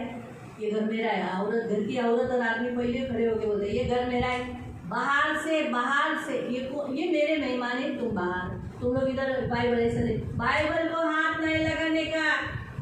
मुझे बहुत अच्छा लगा। वाह। फिर एक आदमी बोला, हम लोग प्यार, दूसरे रील में मैंने देखा, दूसरे वीडियोस में एक व्यक्ति बोला, हम आपसे अच्छा बात कर रहे हैं, पाए अच्छा बात कर रहे हैं, तुम्हारा नाम क्या है? बोला मेरा नाम ऐसा ऐसा है। तो बोला मैं एक लड़कीबाज आदमी था, गंदा आदमी था, लेकिन मैं यीशु ने मेरे पाप क्षमा कर आज मैं यीशु के पास आया। फिर दूसरे को पूछा, ऐसे करके वो पूछते गए, और जब वो पास्टर के पास गए तुरंत एक औरत आके बोले, हाथ नहीं लगाने का, जो कुछ है हमसे पूछने का, ये नहीं लाया है, हम आए। अभी मुझे सारे वीडियो ऐसे सुन रहे हो, मुझे बहुत अच्छा लगा। कुछ भी हो, एटलीस्ट हमारे इस 10 दिन के, आज 10वां दिन है, 9 दिन के प्रार्थना से इतना तो फरक हुआ। आणि 9 दिवसाच्या प्रार्थनेमध्ये एवढा तरी बदल झाला कि मसीह लोग हिम्मत से, हाँ पुलिस को भी बोलते हैं, मेरा घर संविधान के अनुसार मुझे भक्ति करने दो, पुलिस पे चलो, है ना। छत्तीसगढ़ में एक घर में वो लोग गए थे, आणि छत्तीसगडमध्ये एका घरी ते गेले ते हाँ, तो पीछे के जो बजरंग दल थे वो बोल रहे थे, हाँ नहीं लोग ऐसे कर रहे हैं, उनको बाहर निकाल, पुलिस वाला बोला तो फिर जो आदमी लोग पीछे से बात कर रहे थे तो बोले क्या औरत के पीछे गया आगे आ, तो वो आगे आके बोलता है क्या है ना। तो ये बात मुझे बहुत अच्छा लगा। कुछ भी हो, आज हमारे जैसे से बहुत से लोग आज उपवास कर रहे हैं, आपको मालूम है। हम 40 डेज कर रहे हैं, कोई लोग 7 दिन का कर रहे हैं, कोई 3 दिन का, कोई आदमी है वो अपने घर में उपवास कर रहा है, लेकिन कर रहा है जिसका जिससे हमें उपवास नहीं हो रहा है, तो लेकिन आज उस उपवास में बहुत फायदा होता है। आणि आपल्यासाठी खूप सारे लोक उपवास करतात, जे काही लोक घरी करतात, तर त्या उपवासाचा खूप फायदा झालेला आहे। जेल से छुड़ाया, आणि किती लोक जेलमधून बाहेर निघाले। हमारे उपवास के तीसरे दिन में ही वेद के चाचा को छुड़वाया, आणि आपल्या उपवासाच्या तिसऱ्या दिवशी वेद प्रकाशच्या काकांना सोडण्यात आलं। संडे को मैंने संडे को बताया ना, बताया है ना, 7वें दिन में बताया, 7वें दिन की वेद के चाचा, कितने दिन से वो जेल में थे, आणि किती दिवसापासून बेल नहीं मिल रहा था, त्यांना बेल भेटत नव्हती, लेकिन देखो 7वें दिन में ही उनको बेल मिली। आणि 7व्या दिवशी त्यांना बेल भेटली। तो ये है हमारा परमेश्वर, आणि हा आहे आपला देव। तो कहने का उद्देश्य, हमारा परमेश्वर अपने लोगों को बचाना जानता है। आणि सांगण्याचा उद्देश हा आहे की देव आपल्या लोकांना वाचवणं, त्याचं रक्षण करणं जाणतो। वो नहीं चाहता कि उसके लोग डरपोक होकर भाग जाए, एलिया के समान भाग जाए। त्याची इच्छा नाही की त्याच्या लोकांनी विक्रमाने लोकांच्या समोर पळून जावं, जसं एलिया पळाला। इसलिए परमेश्वर ने उसे बोला, चल वापस उधर जा, आणि म्हणून देव त्याला म्हणा की पुन्हा तिकडे जा, जो मैं काम दे रहा हूँ वो तू कर, आणि जे काम मी तुला देतो ते तू कर, और फिर से मृत्यु की मांग नहीं करना। आणि परत मृत्यू मागू नकोस। तुझे 3-4 साल किसको एलिशा को तैयार करना है, आणि तुला 3-4 वर्ष एलिशाला ट्रेनिंग द्यायची, हाँ, उसके बाद मैं तुझे ले लूँगा, आणि त्याच्यानंतर मी तुला घेईन। है ना। तो उसी आहाब के सामने, त्याच आहाबाच्या समोर, उसी इजबेल के सामने, त्याच इजबेलीच्या समोर हाँ, उस प्रभु का दास एलिया जिया रहा और भक्ति करता रहा। वो जो बाइबल कॉलेज चला रहा था, मतलब नबियों की सेवा, नबियों की मंडली चला रहा था, वो वैसी ही चालू रही जिसमें एलिशा बना। आणि तो त्याच आहाबाने इजबेलच्या समोर देवाची भक्ती एलिया करत राहिला, आणि तो जे संदेश त्यांची शाळा चालू होता ते पण तो चालूच ठेवली त्यांनी। और हम देखते हैं प्रियो की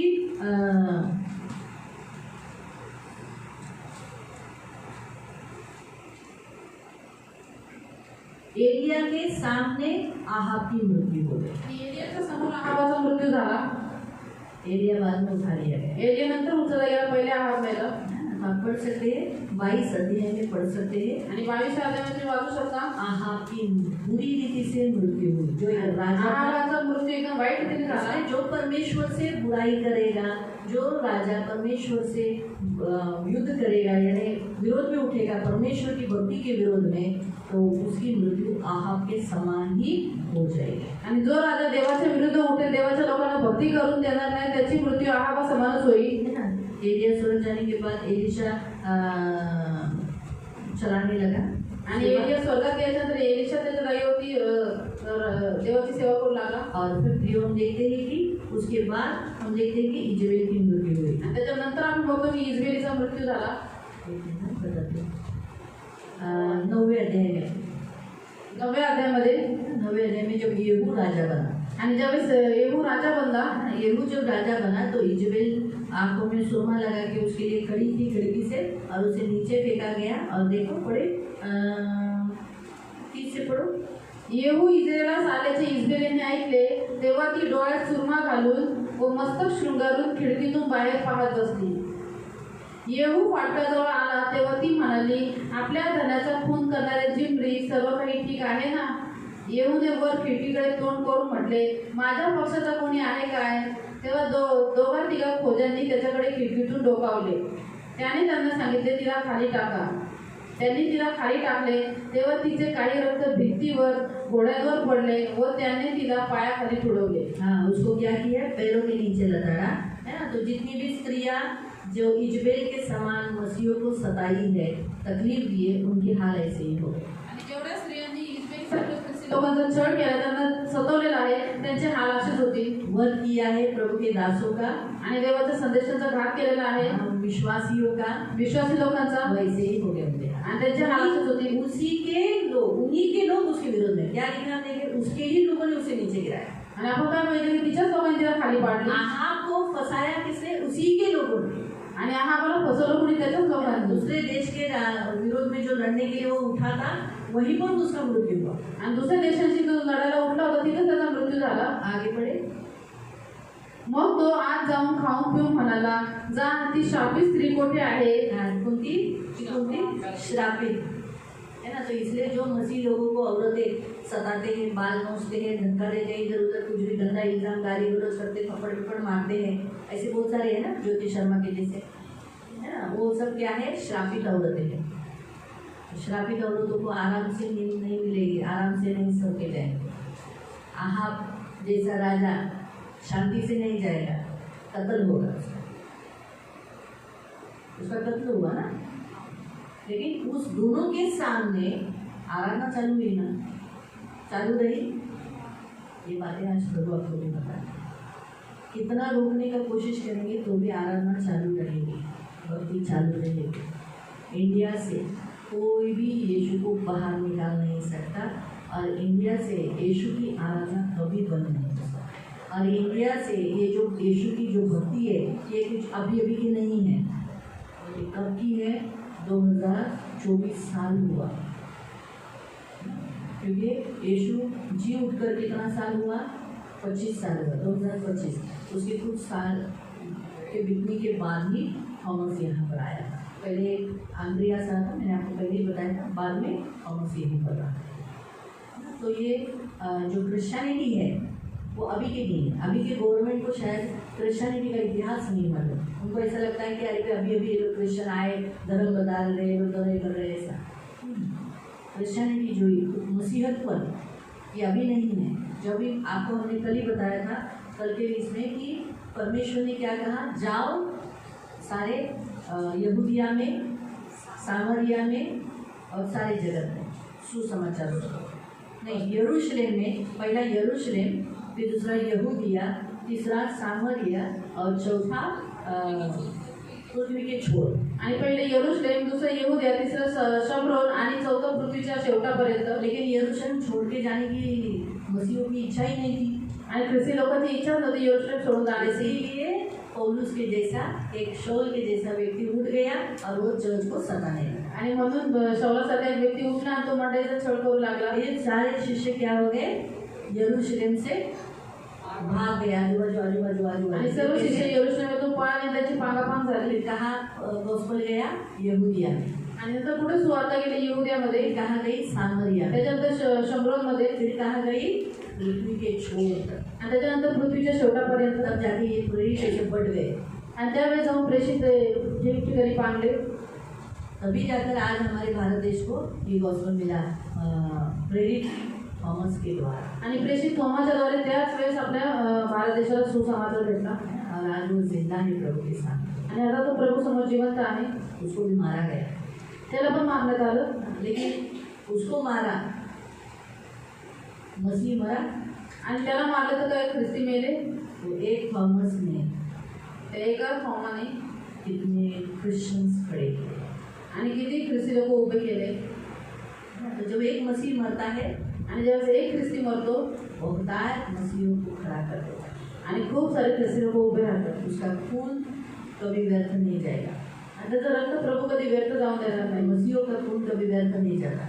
आणि ख्रिस्ती लोकांचं रक्त कधी व्यर्थ जात नाही। इसलिए जितने वो लोग बजरंग दल वाले लोग आके मारते हैं, खून गिरा, प्रभु देखा मेरे बेटे का खून गया, ठीक है, और मैं मसीहों को वहाँ खड़ा कर देता, उसी देश में, उसी नगर में, उसी जगह में। आणि जेवढे येऊन बजरंगवाले मारून जातो प्रभू दारे माझ्या मुलाचं रक्त पाडलं, ठीक आहे, त्याच ठिकाणी मी खूप सारे ख्रिस्ती उभे करतो। और इसलिए उस जगह में बहुत बड़े, इसलिए आज छत्तीसगढ़ में बहुत मसीह है, आणि म्हणून छत्तीसगडला खूप ख्रिस्ती आहेत, यूपीला पण खूप ख्रिस्ती आहेत। बहुत। आपको क्या लग रहा है वहाँ इतना सतावे तो क्रिश्चियंस कम हो गए? बढ़ गए, पहले से ज़्यादा हो गए। रायपुर में तो जब ये रैली निकली तो शॉक हो गए वहाँ के लोग कि इतने क्रिश्चियंस, है ना। सताव जितना होगा उतना बढ़ेगा। इसलिए जितना खून, इधर से खून निकाला, इधर मारते हुए इधर खून निकाला, ठीक है, प्रभु बोला मेरे बेटे का एक ड्रॉप गया, मैं अभी मसीह को खड़ा कर देता हूँ। 10 मसीहों को प्रभु वहाँ खड़ा कर देगा। 10 लोग आत्माएं प्रभु में आ जाती है, यीशु को ग्रहण कर लेती है।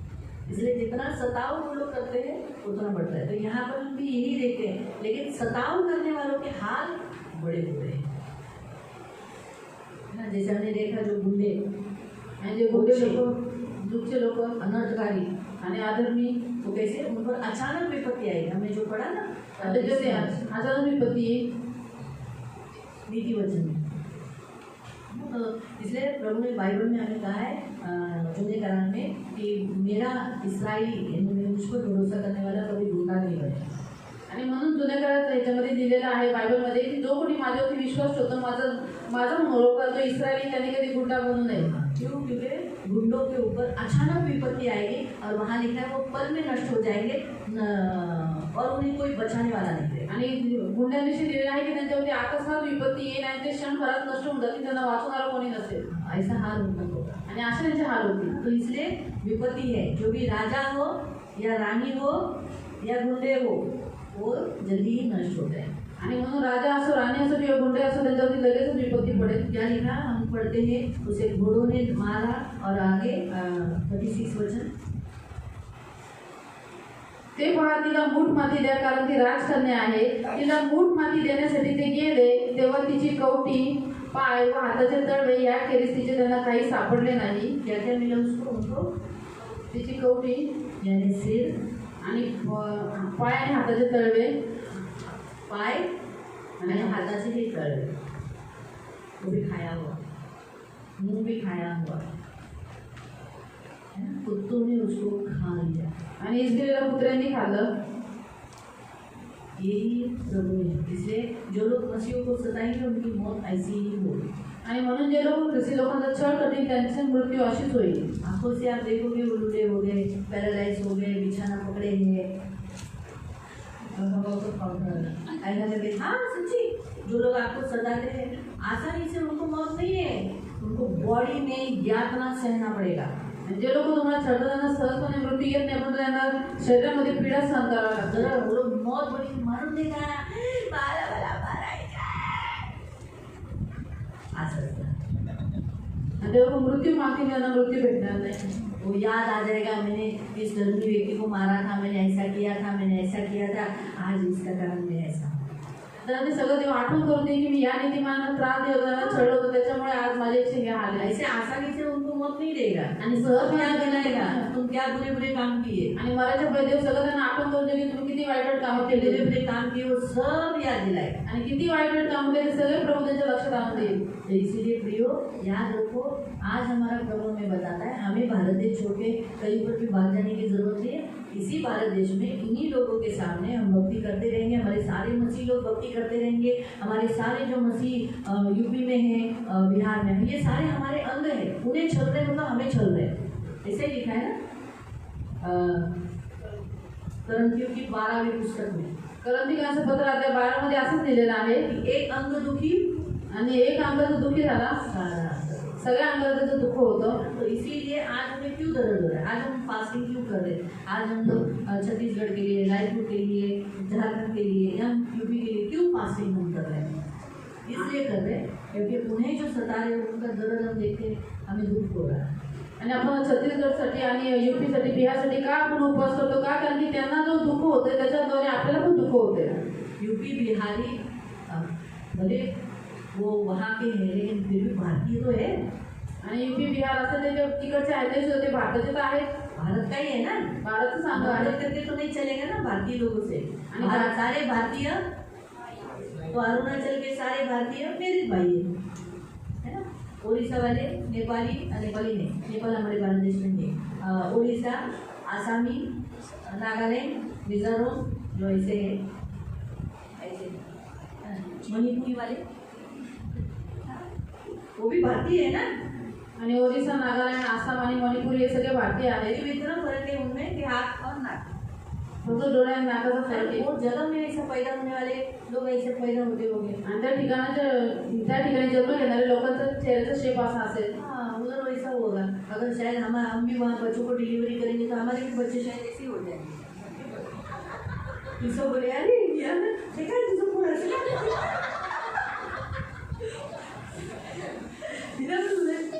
मिझोरममध्ये होतं ना. मग काय झालं मिझोरम.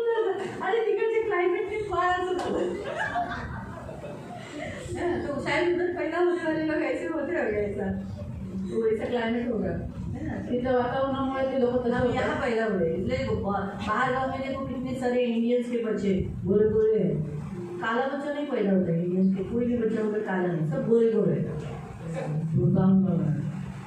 क्योंकि वहाँ के क्लाइमेट के अनुसार हमारे इंडियंस के बच्चे गोरे हो गए. आणि तिथल्या वातावरणामुळे आपल्या भारतीयांचे मुलं गोरे जन्माला येतात. वहाँ जितने अभी इंडियंस वहाँ देखोगे तो सब गोरे गोरे जैसे बुरी बुरी आँखें, लाल लाल होठ, ब्राउनिश थोड़ा सा हल्का सा बाल. आणि आपल्या इंडियाचे लोक पण जाऊन त्यांच्या सगळ्या वातावरणामुळे तसेच होऊन जातात. तो क्लाइमेट में वैसा एरिया का वैसे वाइज बच्चे पैदा होते. लेकिन है तो इंडियन ना, तो हम भी हमारे इंडियंस के लिए प्यार करना, उनके लिए प्रार्थना करना. आणि म्हणून आपण भारतीयांवरती प्रेम करावं, त्यांच्यासाठी प्रार्थना करावी. तो इसलिए प्रियो हमारा प्रभु महान है. परिस्थिति से भागने के लिए नहीं कहता है. प्रभु परिस्थिति में वापस वही जगह पर जाकर इसने क्या किया, क्या नाम इसका, एलिया ने वही जाकर क्या किया, भक्ति किया. वही खड़ा रहा इजराइल के साथ. आणि आपला देव आपल्या परिस्थितीपासून पळायला सांगत, परंतु त्या ठिकाणी जाऊन जसं एलिया तिथंच गेला, देवाची भक्ती पण केली आणि इजरायलच्या समोर उभा राहिला, तसं देव आपल्याला पण करायला सांगतो. तो करेंगे मिलकर प्रार्थना. तो मिळून प्रार्थना करू. तैयार है ना. आज कल मिलकर प्रार्थना करेंगे हमारे देश के लिए. जहाँ जहाँ होने वाला सताव है वो सताव बंद होने के लिए. और जैसे आज ये सता रहे हैं ये गुंडे गसरे, ये सब कैसे हो जाने चाहिए. हाँ नष्ट हो जाने चाहिए. उनकी कोई क्षमा मत मांगो, दया मत मांगो. मैं तो आपको बिंदास बोलती हूँ. आणि ते सगळे नष्ट झाले पाहिजे, त्यांच्यासाठी बिलकुल दया आणि क्षमा मागू नका. बदलने वाले लोग होंगे वो बदलेंगे. बाकी सभी लोग सांप के जैसे आपको वापस आप उनको बोलोगे वो वापस आपके ऊपर ही फल निकालेंगे. इसलिए मैंने आपको हमेशा बोला है आपके पड़ोसी को पहले देखो प्रेयर करने से पहले. वो आपको बोला प्रेयर करो तो प्रेयर करो. अगर वो आपको प्रेयर करने के लिए नहीं बोला और आपने प्रार्थना की ना, वो जरूर सांप के समान आपके विरुद्ध खड़ा होगा. आणि मग शेजाऱ्यांना पाठवा तर तुम्ही त्यांच्या मंदिर में अपने को क्या है, उसको जरूरत है तो वो मेरे पास यीशु के पास है. आणि मला तर मग आपल्याला पडले माझ्या बाजूला प्रभू आपली प्रार्थना ऐकून जरा वाचवतो. तो असा उभा राहतो काय है ना. मग त्यापेक्षा कशाला ही बोलली का, वो बोला क्या मेरे लिए प्रेयर करो, आणि तो बोला का माझ्यासाठी प्रार्थना करा. बोला वो कि नहीं करो तर नका करू. मत करो. क्यों, क्योंकि वो बाद में फल निकालेंगे. इसलिए प्रभु बोला तुम कैसे होने चाहिए, मसीह लोग कैसे होने चाहिए, सांप के समान चला. हमारे यीशु को इतना डाउन मत करो. आणि म्हणून ख्रिस्ती लोक सापासारखे चतुर असले पाहिजे. आपल्या प्रभूला एवढं खाली नका पाडू. हमारा प्रभु को ऊंचा करो. आणि आपल्या प्रभूला उंच करा. ऐसा ऊंचा करो कि वो सामने वाला बोलना चाहिए वो तुमच्या यीशूकडे प्रार्थना करा. वो माझी तुम्हारे पिल्लांचं काय. मग क्या होगा मालूम, जब आप उनके लिए प्रेयर किया है, हाँ अभी करेगा ताई नौकरी बगा तुम्हारा देव चांगला करे, फिर अगली बार वो आपके ऊपर ऐसा करके नहीं आएगी. क्यों, क्योंकि उसको मालूम पड़ा है तुम्हारी प्रार्थना से वो बची है. तो जिस प्रार्थना से वो बची है उसी प्रार्थना से वो जाएगी. ये डर रहेगा इसलिए आपसे फल नहीं निकालेगी, दबी रहेगी. ताई ते असं आहे काढून द्या ना ताई. ये मुझे प्रभु सिखाया. मैंने लेडीज मीटिंग में खास ये वचन दिया था. लेडीज मीटिंग ये याद रखो, ऐसे किसी को भी प्रेयर मत करो. वो मुझे संडे को लेना है लेकिन हुआ नहीं टाइम. प्रभु बोलेगा तभी ले सकते हैं ना. तो इसलिए बी केयरफुल. आपका पति भी होने दो, तुम्ही आजारी असता तरी दवा दे दो. आजारी असताना गोळ्या औषध द्या. यीशु में है तो करो प्रार्थना. लेकिन जो यीशु में नहीं है, यीशु को आदर नहीं देता, सुनो दवा ला दो क्या, गोली दो क्या, दवा का सहारा लो. जब वो बोलेगा ना अरे संजू बहुत ही तकलीफ हो रही है, तू प्रार्थना कर, फिर संजू जो प्रार्थना करेगी तेल मल के, फिर वो आदर देगा यीशु को. समझ में आ रहा है आपको? ये हमेशा याद रखो. आणि नेहमी लक्षात ठेवा, सामने वाला आपको बोलना चाहिए. आप नोट करो. जब एक अंधे को जब यीशु के पास लाया, आणि एका आंधळ्याला ज्यावेळेस प्रभू येशूकडे आणलं, जरियों से जाते समय याद है, जब उसके पास उसको लेकर आए तो अभी यीशु को तो लेकर आए ना, अंधा है. आणि येशू आता दिसेल की तो आंधळा आहे. यीशु ने उनसे पूछा क्या चाहिए. प्रभू येशूने म्हणला काय पाहिजे तुला. यीशु खुद से रुका था क्या. येशू स्वतःहून थांबलेला क्या.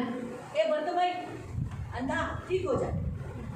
आणि येशू स्वतःहून त्याची डोळे केला का. उनसे प्रेयर किया स्वतःहून प्रार्थना केली. नहीं. यीशु क्या किया, सीधा गया.